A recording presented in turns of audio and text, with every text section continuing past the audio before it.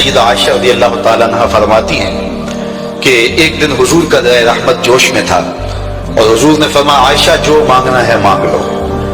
میں نے عرض کی یا رسول اللہ اگر آپ اجازت دیں تو میں اپنے باپ حضرت ابو بکر صدیق رضی اللہ تعالیٰ عنہ سے مشورہ نہ کر لوں کہ میں نے کیا مانگنا ہے؟ تو فرمایا کہ جاؤ مشورہ کر لو، مشورے کی اجازت بھی ہوگی۔ میں اپنے والد گرامی کی خدمت میں حاضر ہوئی اور کہا کہ دریائے رحمت جوش میں ہے اور رحمت کا باڑا برس رہا ہے۔ حضور نے فرمایا عائشہ جو مانگنا ہے مانگ لو، یہ اتنا سنہری موقع ہاتھ آیا ہے تو میں چاہتی ہوں کہ کوئی مانگو تو اہم شے مانگو۔ تو آپ کی خدمت میں حضور سے اجازت پا کے حاضر ہوئی ہوں، مجھے بتایا جائے کہ میں حضور سے کیا مانگوں تاکہ کوئی چھوٹی چیز نہ مانگوں، بڑی چیز مانگوں۔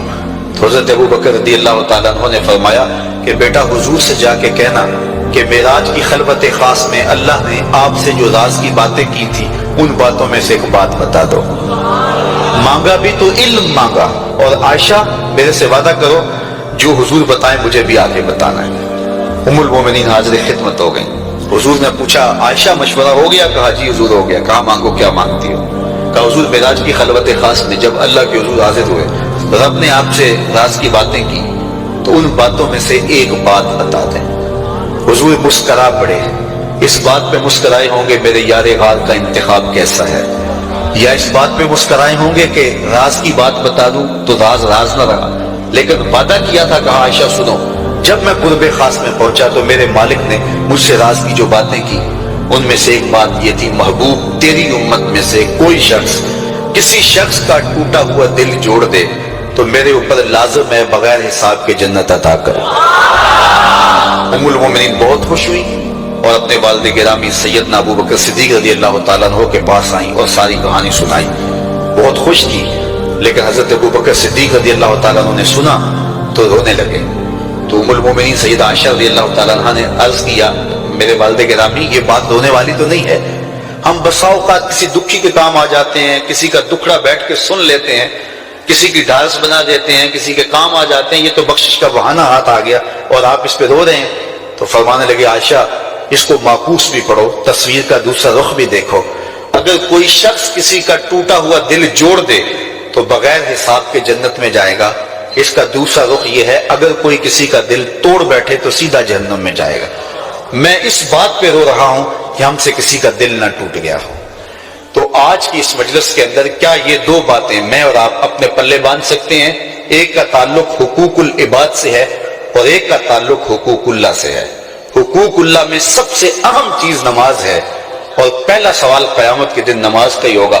بلکہ حضور نے معراج میں جو مختلف مظاہرے دیکھے ان میں ایک چیز یہ بھی دیکھی، کچھ لوگوں کے سر پتھر سے کچلے جا رہے تھے، پھر صحیح ہو جاتے، پھر کچلے جاتے۔ جبریل سے پوچھا یہ کون لوگ ہیں؟ تو کہا آپ کی امت کے یہ لوگ وہ لوگ ہیں کہ جن کے سر نماز سے باری رہتے تھے۔ نماز کا کہو نہ بے نمازی کو، تو وہ پہلا بہانہ تو یہ لگائے گا کہ میرے کپڑے ٹھیک نہیں ہیں۔ میرے بزرگ فرمایا کرتے تھے تیرے کپڑے کیسے پاک ہو سکتے ہیں؟ تو رب کے حضور جھکنا نہیں جانتا، آ اس کے حضور جھکنا سیکھ لے، وہ تیرا لباس بھی پاک کر دے گا، تیرا دل بھی پاک کر دے گا۔ تو دوسرا بہانہ یہ ہوتا ہے کہ ہفتے کو شروع کروں گا جی، پہلی تاریخ سے شروع کروں گا۔ یہ وہ بندہ کہہ رہا ہے، ہفتے کا وقت وہ دے رہا ہے جس کے پاس ایک لمحہ بھی اپنا نہیں ہے، جس کو یہ نہیں پتا کہ اٹھنے والا اگلا قدم کہاں ہوگا۔ وہ کہتا ہے انشاءاللہ ہفتے سے شروع کروں گا، فجر سے شروع کروں گا۔ میاں اللہ کے حضور بلاوا 5 وقت ہمیں آتا ہے، حی علی الصلاۃ حی علی الفلاح۔ کتنے بدبخت ہیں کہ جو اس پکار پہ اٹھ کے اس کے حضور حاضر نہیں ہوتے۔ 5 گانا نماز شعار زندگی بنا لو، اور ہم یہ پکا عزم مصمم کر کے اٹھیں، اتنے زور سے ہم ارادہ کریں کہ شیطان بھاگ جائے، ہماری ہوا سے بھی بھاگ جائے۔ یہ تو اتنے پختہ ارادے کے ساتھ عزم کر کے جو ہے وہ آج ارادہ کر کے یہاں سے نکلے ہیں کہ وہ فجر کے وقت ہمیں بہکانے میں کامیاب نہ ہو، ادھر اذان پکارے ادھر ہم دوڑتے ہوئے اللہ کے گھر کی طرف پلٹ آئیں۔ ہم یہ عزم کریں کہ آج کے بعد نماز نہیں چھوڑیں گے۔ اللہ مجھے آپ کو 5 گانا نماز کی توفیق نصیب کرے اور ہمیں توفیق نصیب کرے کہ ہم کسی کے دل شکستگی کا سامان نہ کریں۔